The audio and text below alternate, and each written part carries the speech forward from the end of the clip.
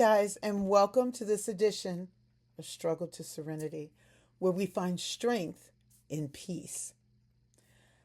What if I said to you that some of the greatest blessings in your life are hiding behind the word no?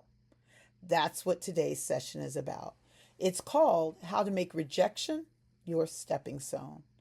What if the rejection that broke your heart wasn't meant to break you at all, but was meant to build you up? There was a time when rejection felt so personal to me.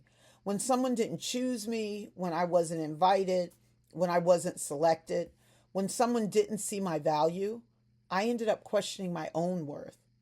But I've learned something over the years. Rejection is so often God's protection or his redirection. Some of the opportunities I desperately wanted would have kept me from the opportunities I was actually created for. Think about that. If every door opened, if every relationship worked, if every job hired you, if every dream happened exactly when you wanted, you might never discover the place where you truly belong. See, sometimes God has to close a door because he can see what you can't. The interesting thing about stepping stones is that you don't stand on them forever. You step on one, then you step to the next one. That's exactly what rejection should be. Not your destination, just your next step. Every rejection teaches you something if you're willing to learn. Maybe you need another skill. Maybe you needed more preparation. Maybe you simply knocked on the wrong door. Or maybe the timing just wasn't right.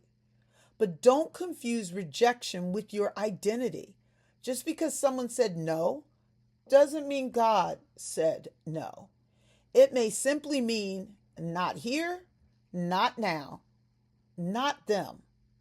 Even some of the most successful people in history faced repeated rejection before they found their breakthrough.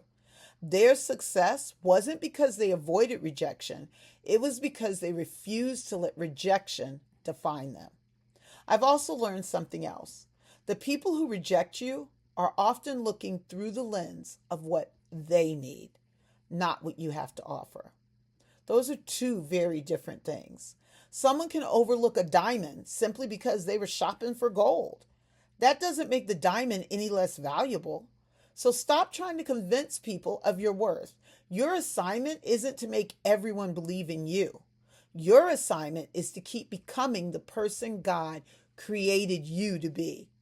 One day you'll walk into a room where everything you've been through suddenly makes sense.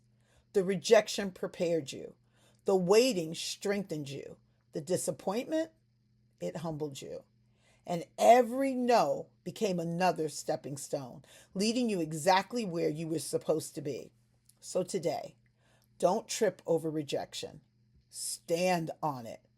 Because the very thing you thought was holding you back may actually be what God is using to lift you higher.